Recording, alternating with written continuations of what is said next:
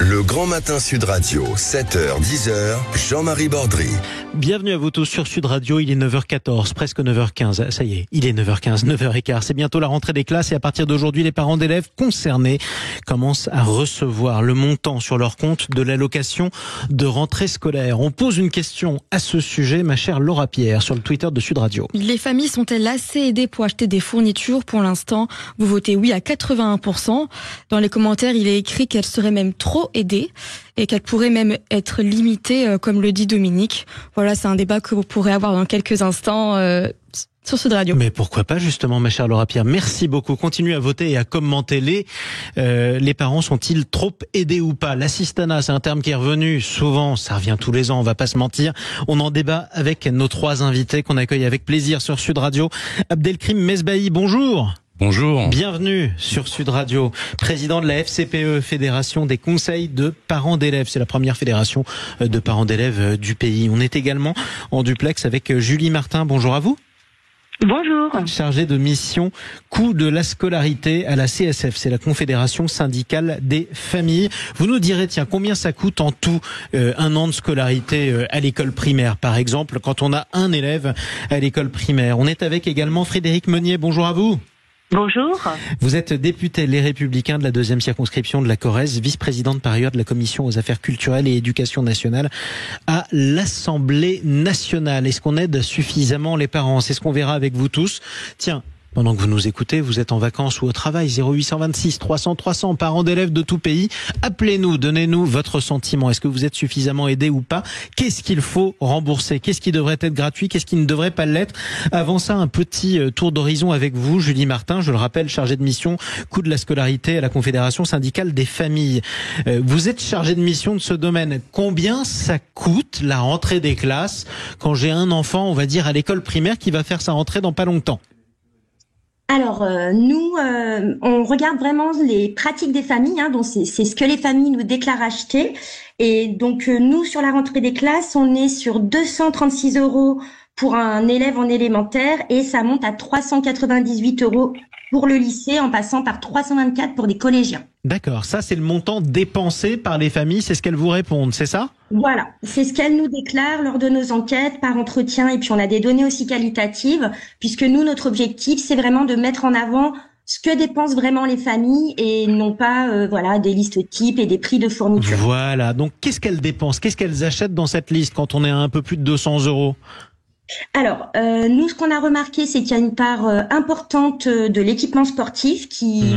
Voilà, c'est à peu près un tiers de la dépense. Donc c'est vrai que le short, c'est vrai. Les baskets, le short, le bonnet de bain pour la piscine. Ça grandit à l'école primaire évidemment, donc il faut changer le matériel tous les ans. C'est pas comme la trousse, on est d'accord? Tout à fait. Et puis le second gros poste de dépense qu'on note, c'est plutôt au niveau du lycée et professionnel, avec les équipements spécifiques pour les formations, des élèves. De matériel de cuisine, des blouses, des choses comme ça qui font assez rapidement grimper la note. Alors, corrigez-moi si je me trompe, et on va faire réagir nos autres invités, Julie Martin, mais le montant que vous venez de me dire, il est inférieur à l'allocation de rentrée scolaire, en tout cas pour ce qui est de l'école primaire.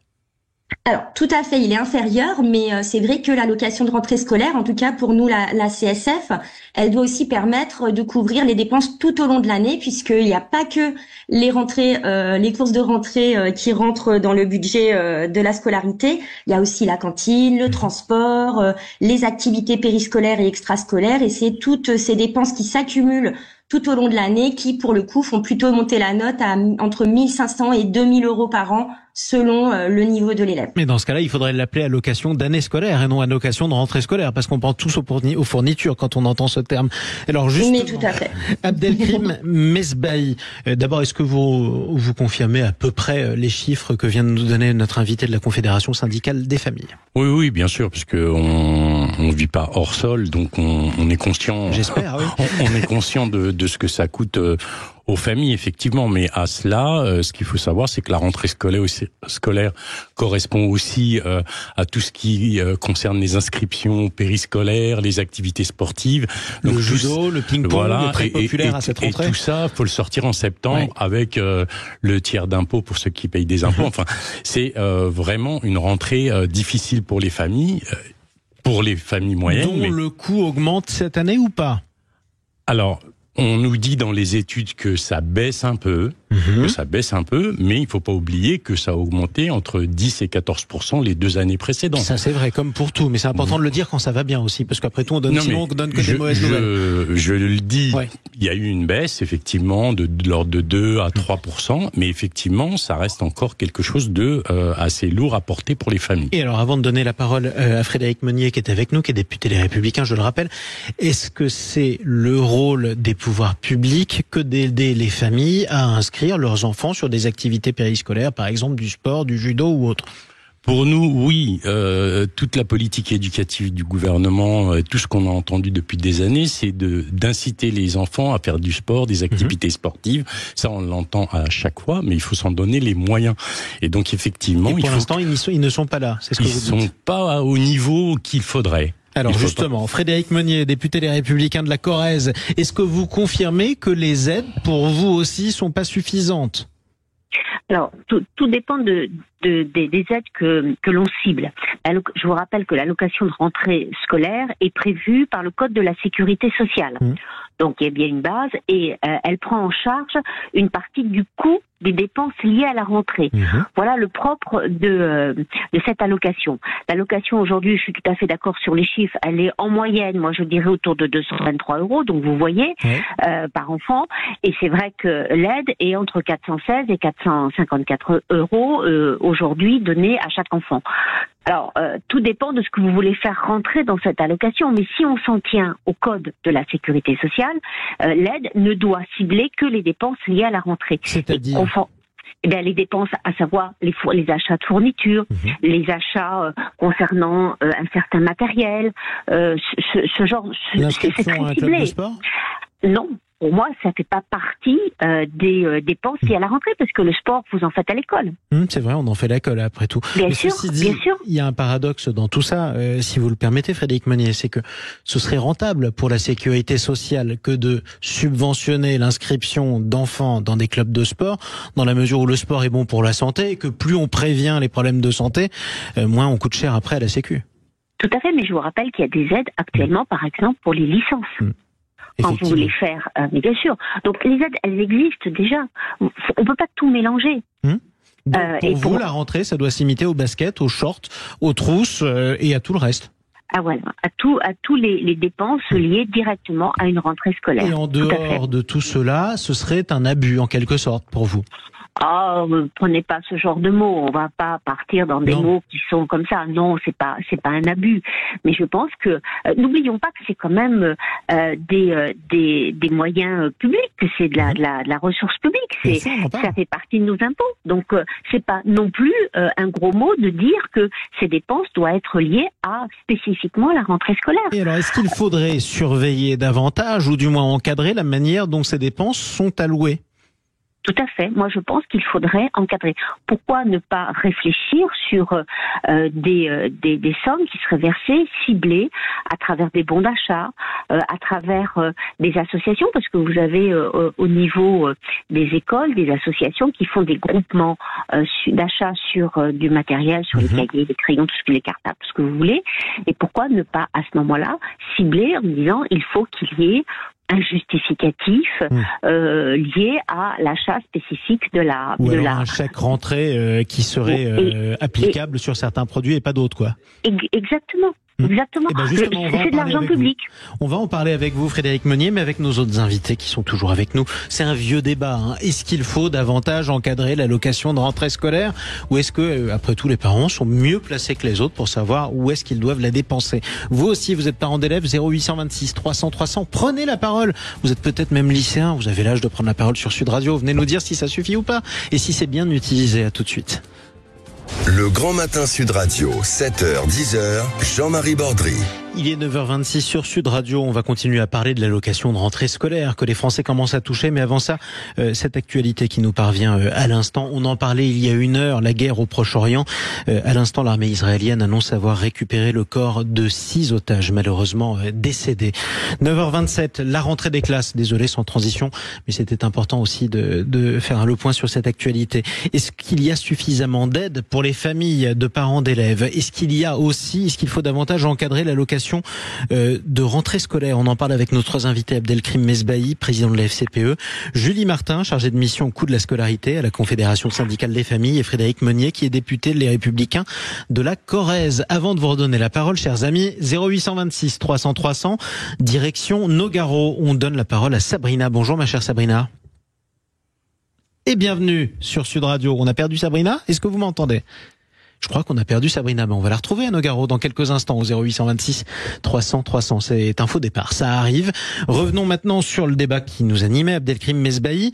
Frédéric Meunier nous dit ce serait bien d'encadrer davantage l'utilisation par les parents de l'allocation de rentrée scolaire. Si cette aide est faite pour acheter des trousses et des baskets, faire en sorte qu'elle ne puisse être dépensée que pour acheter des trousses et des baskets. Je résume et je caricature grossièrement, ça permet au moins de se faire une idée. Bon, c'est un petit peu un faux débat. Il y a eu effectivement peut-être des abus qui restent très à la marge, mais je crois que c'est un besoin nécessaire à l'ensemble des familles. Preuve en est que beaucoup de municipalités mettent en place une distribution de fournitures en début d'année, ce qui est très très bien. Nous saluons, nous au niveau de la FCPE, ce genre de démarche, au moins sur le niveau d'élémentaire, donc du CP au CM2, ce qui est... Alors, distribution de fournitures par les municipalités, ça c'est volontaire, sur la base du volontariat? C'est un choix politique des municipalités de faire ce geste. Ce sont les mairies qui vendent des fournitures ou qui les donnent gratuitement? Non, ils définissent un kit pour le CP, un kit pour le CE1, un kit pour le CE2. Qui est obtenu gratuitement? Qui est distribué le jour de la rentrée. Voilà, gratuitement. Gratuitement, ça se fait à Lille, ça se fait à Colombes, dans les Hauts-de-Seine. Et dans ce cas-là, est-ce qu'on peut encore percevoir l'allocation de rentrée scolaire là où on a gratuitement des fournitures scolaires à Lille? Eh bien, ça compense l'achat de matériel de sport, une inscription en plus à un club de sport. Voilà, ça. Non, mais certes, mais avouez qu'il y a un paradoxe. Je me permets de le soulever. Vous allez y répondre. Justement, on est là pour en débattre. Si l'allocation de rentrée scolaire est faite pour acheter notamment des fournitures scolaires et que dans certaines villes, et elles ont parfaitement le droit, peut-être même raison de le faire, ces fournitures scolaires sont gratuites. À quoi sert l'allocation de rentrée scolaire? Eh ben, ça crée des inégalités totales. Il faut que ça soit un système étatique. Il faut que ça soit l'État qui décide de distribuer ces fournitures gratuitement. Donc, il faudrait que ce soit gratuit partout et pour tous. Exactement. Mais à quoi servirait dans ce cas-là? À ce moment-là, on supprimerait l'allocation de rentrée scolaire. Mais dans ce cas-là, si je suis votre logique, il serait logique aussi de supprimer l'ARS là où c'est déjà gratuit. Oui, mais ça serait une usine à gaz à mettre en place. Donc autant que l'État et le ministère de l'Éducation nationale prennent la décision de créer un groupe de travail.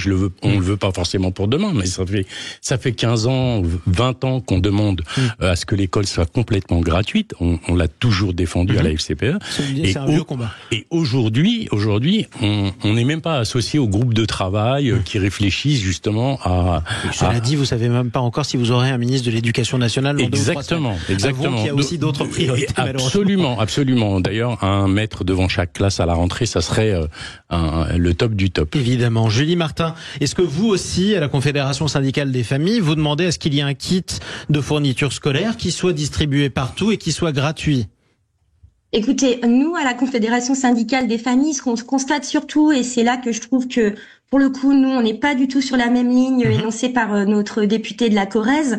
En fait, ces dépenses autour de la scolarité des enfants créent les inégalités à travers le territoire. Il y a autant de montants dépensés par les familles que de collectivités, comme on le disait, de choix politiques. Donc nous, évidemment, qu'on serait pour la gratuité totale des fournitures, mais je le redis, l'allocation de rentrée scolaire, pour nous, elle devrait être une allocation de prise en charge de la scolarité. L'idéal serait la gratuité. Tant qu'on l'a pas, ce palliatif ne permet pas aux familles de faire face à toutes les dépenses. Je pense qu'il faut qu'on sorte du débat infantilisant.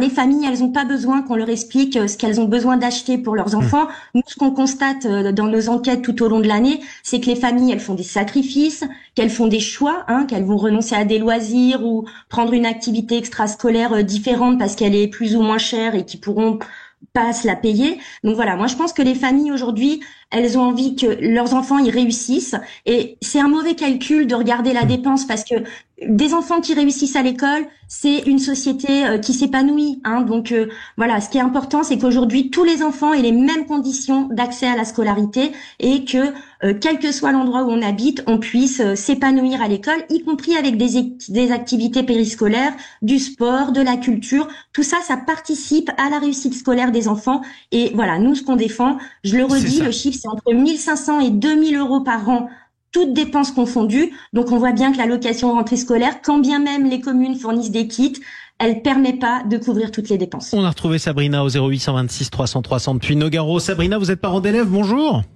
Bonjour, oui, tout à fait. D'un lycéen et d'un collégien. Lycéen et collégien, est-ce que vous êtes assez aidé ou pas?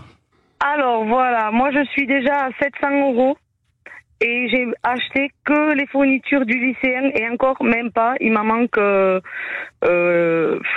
allez, un quart. Un quart? Qu'est-ce que vous lui avez acheté, tiens, dans ces 700 € pour que ce soit concret, qu'on ait une vision concrète? Toutes les fournitures qu'ils m'ont demandé, des vêtements, et encore je les ai achetés au solde, bien sûr. Vous avez bien fait. J'ai anticipé petit à petit. Ben voilà, tout ce qu'il faut pour l'école et encore la blouse pour la biologie. Il me manque la calculatrice. Effectivement.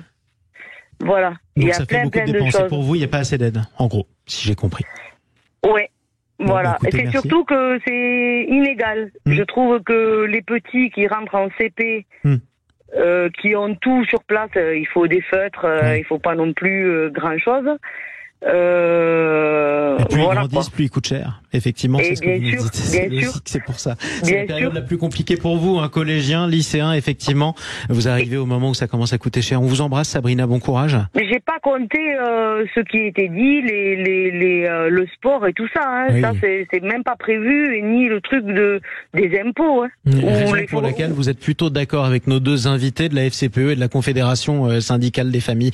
Bon courage et bonne rentrée, du coup, Sabrina, en tout cas, au 0826 300 300. Un mot aussi, puisque vous êtes de Nogaro, pour saluer nos amis du circuit Paul Armagnac de Nogaro, qui nous a fait gagner tellement de places pour les compétitions comme le Grand Prix Camion notamment, et ses courses automobiles. J'aimerais donner le mot de la fin à notre invité qui est toujours avec nous, Frédéric Meunier, député Les Républicains de la Corrèze. Vous pourrez conclure, vous n'êtes pas d'accord avec nos autres invités et notre auditrice. Qu'est-ce que vous dites à ceux qui vous expliquent que malgré tout ça coûte beaucoup trop cher et qu'en plus c'est inégal? Alors, moi, j'aurais voulu connaître plus précisément les dépenses qui ont été faites par cette dame, parce que ça me paraît vraiment énorme. Quand on parle de sport, il y a du sport à l'école, et véritablement, à part un short, des baskets, tout le matériel, généralement, est fourni. Donc, si on sort de l'école, bien évidemment, c'est pas suffisant.